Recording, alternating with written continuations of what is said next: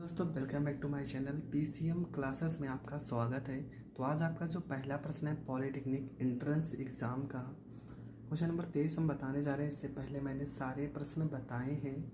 लिखा है कि किसी वस्तु को रुपये 900 में बेचने से किसी व्यक्ति को 25% की हानि होती है। इस वस्तु को रुपये 1600 में बेचने से कितने प्रतिशत का लाभ होगा। प्रश्न को पढ़ लिया होगा, लिख भी लिया होगा। अब चलो हम इस प्रश्न को हल करते हैं। ठीक है, तो प्रश्न में क्या क्या है और कैसे कैसे है ये सारी चीज़ आप लोग जान चुके हैं। अब हम प्रश्न को हल करते हैं। तो आपका जो सीपी दिया है मतलब एसपी दिया है वो कितना दिया है, वो दिया आपका 900 रुपये। ठीक है, कितने रुपए में बेच रहा है, 900 रुपये में बेचने पर 25% की हानि हो रही है। कितने का लॉस हो रहा है, तो लॉस आपका हो रहा है 25% का। दो चीज़ आपको पता है, इसका मतलब ये हो गया कि अगर 25% की हानि हुई है तो इसके पहले पर वीडियो में मैंने यही सारी चीज़ें बताई थी कि 25% का अगर लॉस हो रहा है तो ये वैल्यू कितना हो जाएगी 75%। और 75% वैल्यू किसके बराबर है, तो ये बराबर है 900 के। अब हम इसे काटते हैं, किससे काटेंगे, तो इसे हम 15 से काटते हैं। 15 पचे 75 और 15 छक्का 90 और यहाँ 0 है तो 0। 5 से अगर हम 60 को काट देंगे तो ये 12 हो जाएगा। मतलब कि 1% की वैल्यू बराबर हो जाएगी कितने की, 1200 की, सॉरी 12 रुपये की। यहाँ पे 2 जीरो बढ़ा रहे हैं तो यहाँ पर भी 2 जीरो बढ़ाएंगे, क्योंकि हमें हर एक वैल्यू कितना चाहिए, 100% चाहिए। अगर यहाँ पर एसपी दिया है तो ये जो वैल्यू निकल के आता है ये सीपी निकल के आता है। तो सीपी आपका कितना हो गया, सीपी आपका हो गया 1200 रुपये।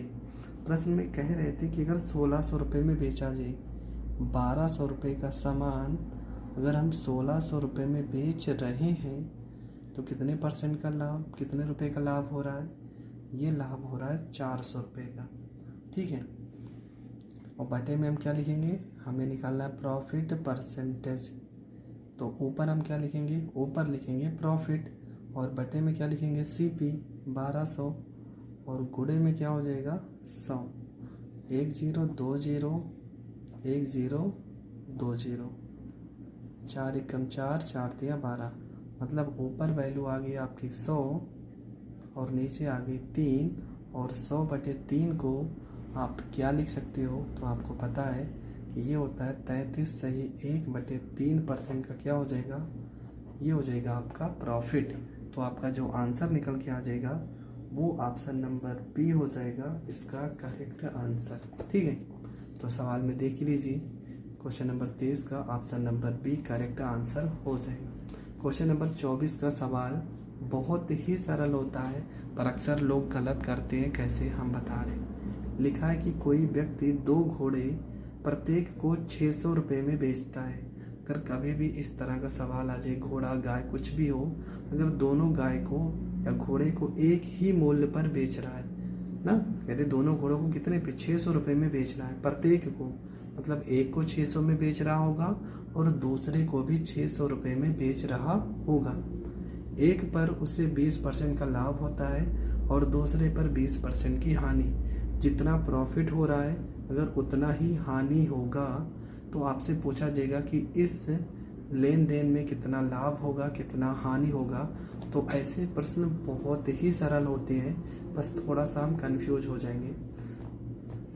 फिर से समझ लीजिए क्या क्या आपको देखना है कि जो घोड़े की कीमत होगी बेचने की वो बराबर होगी और यहाँ पे जो लाभ और हानि का मान दिया है ये भी आपका बराबर होगा। तो इसका तरीका मैं बता रहा हूँ डायरेक्ट। यहाँ पे 20 लिखा है ना, 20% का हानि और 20% का लाभ, दोनों को गुणा कर देना है और 100 से कर देना है भाग। 1 0 2 0 1 0 2 0 कितना आ रहा है, 4%। और ऐसे सवाल में हमेशा क्या होता है, हमेशा हानि होती है। इस तरह का सवाल कभी भी आएगा तो हमेशा लॉस होगा। दोनों परसेंटेज को आपको गुणा करना है और 100 से भाग करने के बाद जो भी वैल्यू आएगी वो हमेशा हानि में आएगी, ऋणात्मक होगी, और ये आपका करेक्ट आंसर हो जाएगा। अब बढ़ते हैं अगले क्वेश्चन की ओर। क्वेश्चन में लिखा है कि यदि 26 वस्तुओं का क्रय मूल्य 25 वस्तुओं के विक्रय मूल्य के बराबर हो तो प्रतिशत लाभ या हानि क्या होगा। ठीक है, 26 वस्तुओं का क्रय मूल्य 25 वस्तुओं के विक्रय मूल्य के बराबर है। तो चलो प्रश्न को हमने समझ ही लिया है। 26 वस्तुओं का क्या कह रहे हैं, क्रय मूल्य कह रहे हैं, मतलब ठीक है कैसे हल हो जाएगा, 26 वस्तुओं का क्या दिया है, क्रय मूल्य दिया है।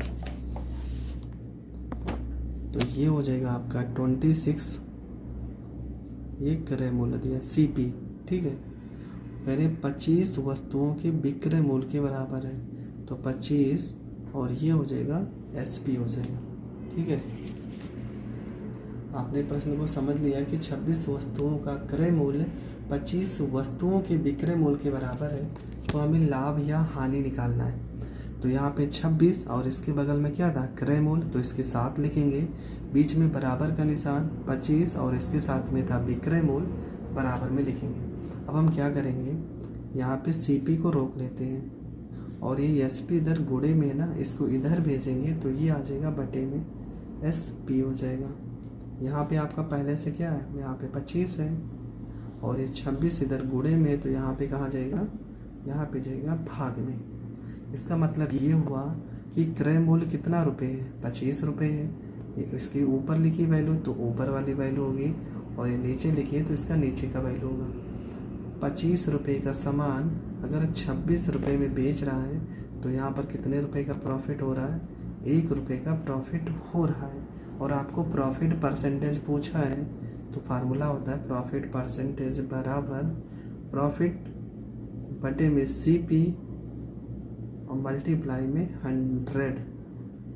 25 एकम 25 और 25 चौको 100, तो प्रॉफिट परसेंटेज आपका निकल के आएगा 4%, और ये आपका करेक्ट आंसर हो जाएगा। तो आपका जो आंसर निकल के आएगा वो आ जाएगा 4%। आई होप आपको ये प्रश्न भी बहुत अच्छे से समझ में आया होगा। अभी ऐसे ही और प्रश्नों को देखते हैं जो बहुत ही ज़्यादा अच्छे क्वेश्चन होंगे, पर वो आपका नेक्स्ट वीडियो में होगा, क्योंकि अब 2 प्रश्न मैंने इस वीडियो में बता दिए। इस टाइप का मैं एक प्रश्न आपको लिख के बता दे रहा हूँ। तो क्या होगा, इसमें लिखा है कि 15 वस्तुओं का क्रय मूल्य 20 वस्तुओं के विक्रय मूल्य के बराबर है, तो लाभ या हानि हमें बताना है। तो कहानी वही है, यहाँ पे 15 लिखा है तो हम यहाँ पे 15 लिखते हैं। क्रय मूल्य तो यहाँ पे CP, बीच में बराबर का निशान, यहाँ पे 20 लिखा है तो 20, और इसके साथ लिखा है विक्रय मूल्य, तो यहाँ पे SP लिख देते हैं। ठीक है, CP मतलब कॉस्ट प्राइस और SP आपका हो जाएगा सेलिंग प्राइस। तो यहाँ पे CP को अगर हम रोक लेते हैं तो यहाँ पे SP गुणे में है, तो SP बटे में आ जाएगा, बराबर यहाँ पे 20 हो जाएगा, और ये हो जाएगा 15 इसके बटे में। काटना चाहो तो काट दो, 5 चौको 20 और 5 तिया 15, मतलब CP हमारा कितने रुपए है, 4 रुपये, और SP हमारा 3 रुपये। मतलब हमें 1 रुपये का क्या हो रहा है, 1 रुपये की हानि हो रही है। तो सवाल में हमें लॉस प्रतिशत निकालना होगा। फार्मूला यहाँ पे लॉस मतलब 1 हो जाएगा ऊपर, बटे में CP का मान है 4 और गुणे में हो जाएगा 100। 4 से 100 को काटेंगे तो ये हो जाएगा हमारा 25% आपका करेक्ट आंसर। ठीक है, तो इस तरह के सवाल मैंने बता दिए। इस टाइप के सवाल बहुत बार पॉलिटेक्निक के एंट्रेंस एग्ज़ाम में पूछे गए हैं। अगला जो टॉपिक होगा उसमें बहुत ही अच्छे अच्छे प्रश्न होंगे, और जहाँ तक इसके बाद 1 या 2 पार्ट में आपका पूरा जितना भी परसेंटेज का सवाल है मेरी बुक से वो तो ख़त्म ही हो जाएगा। इसके बाद मैं दूसरी बुक का बताऊँगा। तो मिलेंगे नेक्स्ट वीडियो में, तब तक के लिए जय हिंद, जय भारत।